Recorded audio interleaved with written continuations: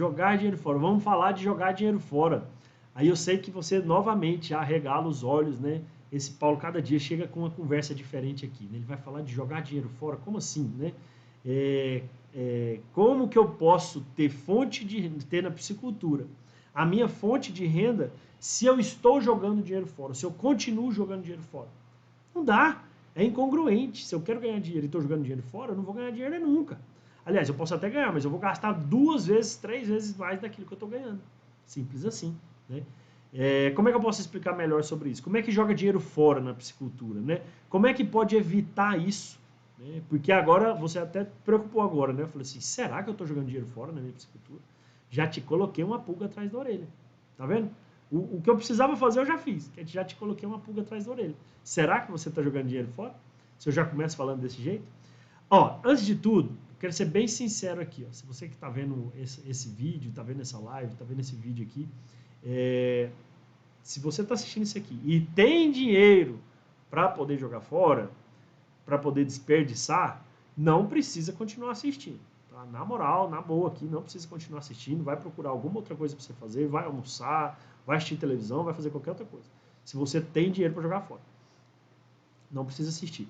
Agora, se você... porque aqui eu entendo o seguinte, né? Quem somente realmente não quer desperdiçar dinheiro de forma equivocada e ter na piscicultura sua fonte de renda, vai merecer ouvir exatamente o que eu tenho para te falar aqui, o exemplo que eu tenho para te dar. Uma primeira forma de jogar dinheiro fora na piscicultura é como? É não planejando o que você vai fazer. É você começar na tora, entendeu? É você começar na tora, começar de qualquer jeito, não planejar, não ter a mínima ideia de como é que faz aquilo e entrar sem saber o que tem que fazer. Né? Não sabendo que espécie que você vai produzir, não sabendo risco, né? Não sabendo nada, não sabendo onde que você vai comprar insumo, não sabendo para quem que você vai vender. A gente já falou isso aqui, cada ponto desse a gente já falou. Aqui eu estou pegando agora um exemplo, vou montar um caso aqui agora para você. Né? De 1 a 5, se você não planeja a sua produção, de 1 a 5, eu quero te dizer que o seu risco de desperdiçar dinheiro está em 7. Tá? De 1 a 5, se você não planeja, o seu risco de desperdiçar dinheiro está no 7. Simples assim. Lógico, por quê? Principalmente, para quem nunca mexeu, ou é de outra área, né? Aí, por exemplo, vê uma reportagem, que eu dei entrevista para a Rede Record, aqui de Goiás, explicando, né, que o consumo de peixes aumentou, que as pessoas estão buscando mais peixe, mas eles querem fugir um pouco de peixes. Nessa Semana Santa específica, eles querem fugir um pouco dos peixes mais caros, como bacalhau e salmão. Então eles querem comprar peixes de água doce, tá? Que possam ser uma alternativa de consumo na Semana Santa. E, inclusive, uma alternativa mais barata. E aí vê aquilo lá, de repente até comprar o peixe fresco, né? Aí vai ser viscerado, vai ser escamado lá na própria peixaria, por exemplo, né? E um preço mais barato do que um bacalhau, do que um salmão. Aí ele pensa, opa, peraí, se o consumidor aumenta, e ele nunca mexeu com peixe, né?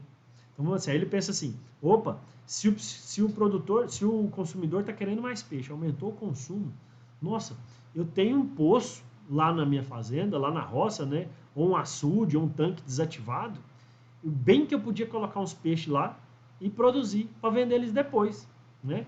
Nossa, eu podia fazer isso, eu vou ganhar dinheiro.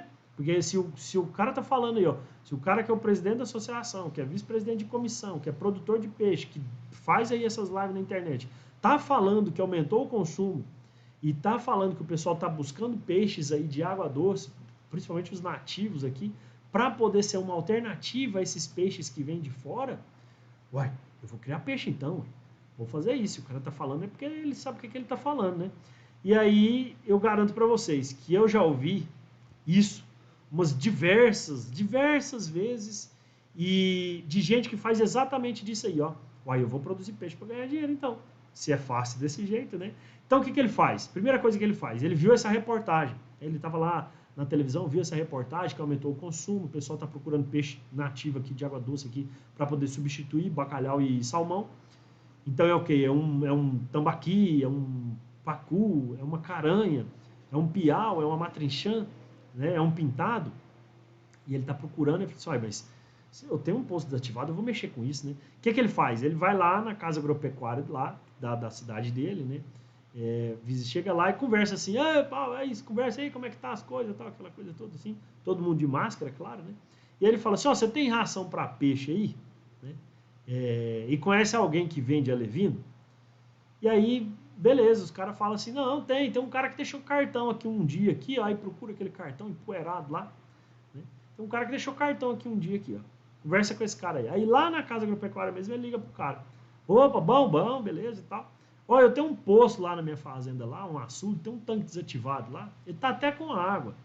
Mas eu não mexo nada lá não, eu acho que não tem nem peixe lá dentro. Ou seja, o cara nem sabe o que tem lá dentro. Né?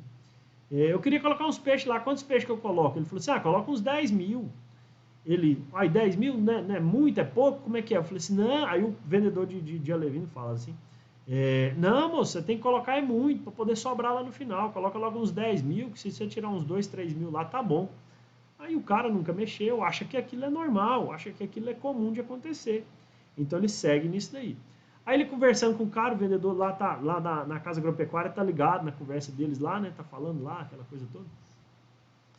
Fala assim, ó, eu tenho a ração aqui, eu não sei que tamanho que vai chegar esses alevinos não, mas eu tenho essa ração aqui, ela é 32% de proteína, é a ração que mais usa para poder engordar peixe, de certa forma. Ele não está mentindo, né? Porque a ração que a gente utiliza bem na fase de engorda e terminação é de 32%.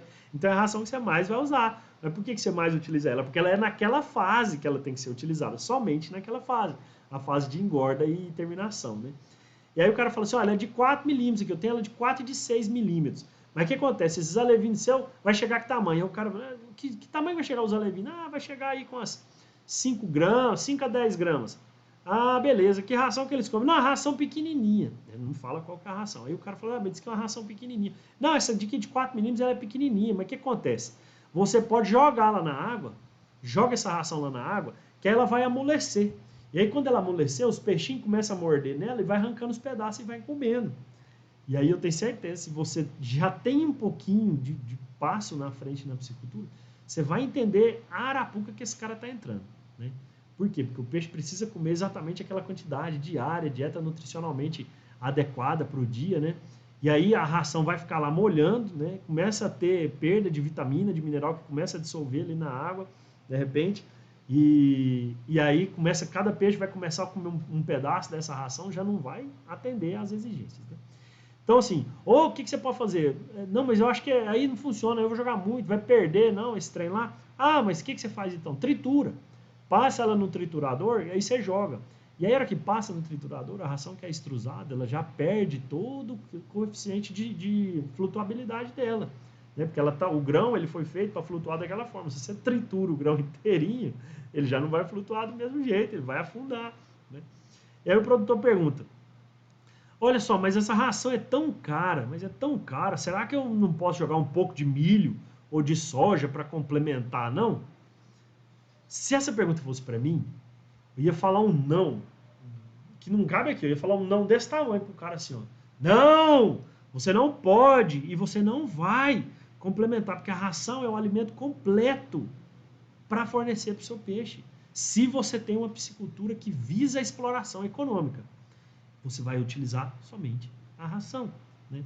Mas como essa pergunta não foi para mim, foi para o vendedor lá, que também não entende muito de peixe, de repente, ele fala assim, não, moço, dá nada não, pode jogar milho. Então, se o tanto de ração que você for jogar, você divide pelo meio, joga metade de ração, metade de milho, metade de soja.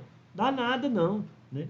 E aí, depois que ele compra, né, esse produtor, esse interessado, compra os peixes, compra a ração, ele compra lá um pouco de saco de milho para poder complementar a ração, como se a ração não fosse suficiente. Né? E aí ele começa a produzir, né? Ele leva para lá, né, isso aí tudo, coloca os peixes lá de qualquer jeito, lá nesse poço ou nesse açude, nem sabe que tamanho que tem esse tanque lá, esse açude, a profundidade. A água vem de uma mina, mas essa mina corta no período seco, tá cheio de árvore ali em volta e cai folha lá dentro da água, o gado vem pisoteando de um lado para poder beber água lá, enfim, aquele negócio que chega a cortar o coração, né, de quem olha. E aí eu te pergunto aqui, você que tá assistindo, né, o que você acha que vai acontecer num negócio desse? E já captando esse pensamento positivo que você colocou aí, ou negativo, o que eu anotei aqui? Peixes desuniformes, qualidade da água terrível, sem renovação, um ano produzindo de repente e o cara nunca mexeu, nunca fez ajuste, só vai jogando lá de qualquer jeito. O cunhado e o genro dele vai lá todo final de semana para pescar e faz aquela algazarra, faz aquela bagunça toda.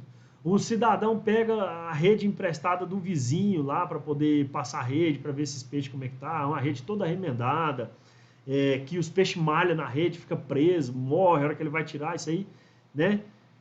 Porque a abertura não é recomendada, enfim, aquele pampeiro mesmo. No final de um ano ele tira lá pouco peixe, pouquíssimo peixe, tudo desigual, peixe magro. Olha para aquilo, ele olha para aquilo lá e fala assim, a coisa que ele vai falar, e eu já escutei isso, piscicultura não presta. Olha que porcaria isso daqui, eu fiz tudo certinho, eu comprei os peixes, eu comprei a ração, eu coloquei esse negócio aqui, joguei a ração, joguei milho, né? Fiz todo esse trabalho aqui e olha aí, não deu nada no final, porcaria, não quero mexer com isso aqui mais nunca. O tanto que isso prejudica, amadorismo, né? Fazer as coisas erradas, fazer sem planejamento prejudica a nossa atividade, é enorme, né? E aí você pode até pensar o seguinte, nossa, mas esse Paulo adora contar uma história, né? O bicho é pescador mesmo, rapaz. O cara gosta de contar história e fala e inventa tudo. Mas olha só, eu até gosto mesmo, eu gosto de contar história mesmo. Mas eu te garanto, que nesses 20 anos que eu tenho de dedicação para a piscicultura, tem 20 anos, eu tenho 40 anos de idade, fiz 40 anos esse ano, mas desde os meus 20 anos de idade que eu estou na piscicultura, desde o meu segundo ano de graduação. Eu te garanto que eu já ouvi aí nessa estrada aí de mais de 800, 850 piscicultores atendidos, tá? No mínimo é isso, eu trabalhei muito com a associação, então assim, se eu for considerar que cada associação tem 20, 40, 60, 100 pessoas, esse número aumenta. Então olha lá, eu já ouvi isso, essas histórias, essa mesma história, o cara começa a me contar essa história, eu já sei o final da história. Já escutei isso centenas de diversas vezes, isso daí. Então assim, vamos fazer conta aqui agora. O cara comprou lá 10 mil alevinos, né? Jogou de qualquer jeito lá no poço, gastou 3 mil com esse alevino. Vamos supor que ele gastou 3 mil, que o milheiro era 300 reais, ele comprou 3 mil reais esse milheiro de alevinos. Aí ele vai comprar, pelo menos ele deveria ter comprado, se a gente for parar para pensar assim, um peixe redondo, por exemplo, ele deveria ter comprado nada, assim, considerando uma conversão alimentar de 1,8, ele deveria ter comprado uns 220 sacos de ração, por baixo, né? Assim, bem uma conta grosseira. Mas como ele queria economizar, ele comprou só 80 sacos de ração. Então assim, ele deveria ter comprado 220 sacos de ração, mas ele queria economizar, comprou 80 sacos de ração e mais 40 sacos de milho, que ele falou que ia complementar. Não precisa disso tudo não, vou comprar só uns 80 sacos de ração aqui, e você me vende em milho, eu vou fazer a complementação com milho. Né? Por quê? Porque lá ainda, como é peixe redondo aqui, essas caranhas aqui, de repente, eu tenho muita abóbora, quiabo, mandioca, que eu posso jogar lá, que elas gostam muito, né? Jambo, manga, eu posso jogar isso aqui tudinho lá. Que aí esses peixes vai comer, eu vou gastar com pouco com ração. Né? Então, nada, ele gastou ali uns 8 mil reais, baixo assim, ele deve ter gastado uns 8 mil reais ali de ração, de milho, e ainda fretou uma 3/4 de gaiola para poder levar essa ração lá na fazenda lá, porque o carro dele não dava para poder levar. Tá? E aí ele fretou uma 3/4, pagou mais uns 150 reais para essa 3/4 levar esses negócios tudo lá na fazenda. Então ele gastou 3 mil de alevino, 8 mil lá na casa agropecuária, mais 150 de frete. 11.150 reais que ele gastou nesse negócio. Então, todo esse cenário descrito, né, depois de um ano, vamos imaginar que ele tirou, na melhor das hipóteses, ele tirou aí uns 300 quilos de peixe. Tá? Uns 300 quilos de peixe ele tirou lá, de 3 mil alevinos, ele tirou uns 300 quilos de peixe na melhor das hipóteses. E aí ele vende só no varejo, conseguiu vender só no varejo isso daí, vendeu para quem ia comprar lá na fazenda, ou ele pegava e ia lá pro tanque, lá na área de limpeza lá da fazenda, limpava esses peixes lá, ele mesmo abria, viscerava, limpava e levava num saco de ração usado, né, das rações que ele jogou lá, ele colocava esses peixes lá, uns 15 peixes lá dentro desse saco de ração, e entregava para os amigos dele lá na cidade, tá? E aí, nessa venda, nessa brincadeira aí, ele fez uns 3 mil reais. Vamos supor que vendendo dessa forma aí, ele fez uns 3 mil reais. Então, vamos começar. Então, de 11.150 reais que ele gastou, porque esse cara gastou esse dinheiro mesmo, ele não investiu esse dinheiro na piscicultura, ele simplesmente, do jeito que ele fez, sem planejamento, ele só gastou. Só gastou isso aí. E pegou de volta R$3.000. Então ele ficou com uma diferença de R$8.150. Me fala agora, do fundo do seu coração, me fala, será que esse cara vai voltar a mexer com peixe de novo na vida dele? Será que ele volta a mexer com peixe na vida dele? Mas é nunca que esse cara volta a mexer com peixe. E ainda sai falando mal da atividade. Porque eu gastei quase R$12.000 e ganhei R$3.000 aqui, não paga nem os alevinos que eu comprei. É isso que a gente escuta. É isso que a gente escuta, é isso que a gente ainda escuta. É isso que a gente escuta muito de gente que. É isso que a gente escuta muito de gente que produz hoje ainda, não larga a produção, e fica reclamando. O preço que o frigorífico está pagando não paga nem minha ração. Olha, um cara que fala um negócio desse é o cara que não tem planejamento nenhum da piscicultura dele. Porque você tem que produzir de forma que o seu custo de produção esteja abaixo do seu preço de venda do seu peixe. E o frigorífico, meu amigo, minha amiga, não adianta chorar não. O frigorífico vai pagar preço de mercado. Se for 5, ele vai pagar 5. Se for 6, ele vai pagar 6. Se for 4, ele vai pagar 4. E ele pagando, e eu te garanto que se ele estiver pagando 4, tem gente que consegue vender para ele a 4 com lucro ainda. Mas é centavos. Beleza. E produtor de leite? Ganha como na produção de leite? Ele ganha em centavos no litro de leite. O piscicultor, quem tem que entender ainda, que essa época de peixes gordos, de ganhar aí, ó, R$2, R$3 no quilo de peixe, está acabando. Está acabando, porque a produção está aumentando.